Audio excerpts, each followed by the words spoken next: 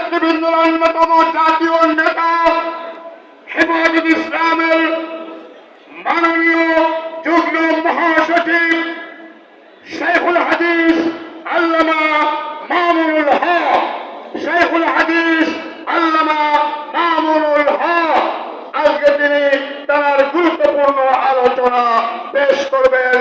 জনাবকে আলোচনা পেশ করার জন্য অনুরোধ জানাচ্ছি।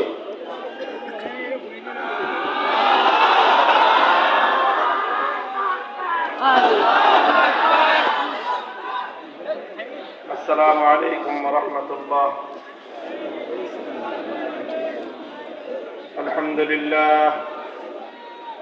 الحمد لله نحمده ونستعينه ونستغفره ونؤمن به ونتوكل عليه ونشهد أن لا إله إلا الله وحده لا شريك له ونشهد أن سيدنا ومولانا محمدا عبده ورسوله صلى الله تعالى عليه وعلى آله وأصحابه وبارك وسلم تسليما كثيرا.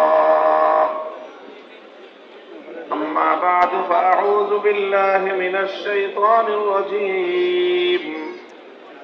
بسم الله الرحمن الرحيم.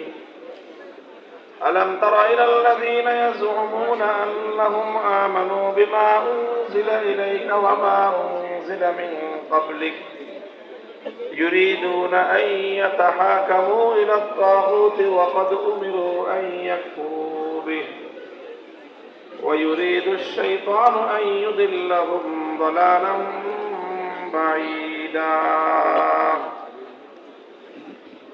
بارك الله لنا ولكم في القرآن العظيم ونفعنا وإياكم بالآيات والذكر الحكيم.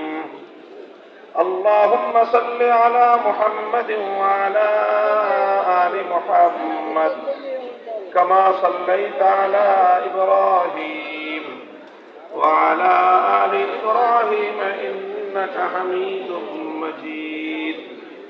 اللهم بارك على محمد وعلى آل محمد كما باركت على إبراهيم وعلى آل إبراهيم إنك حميد مجيد.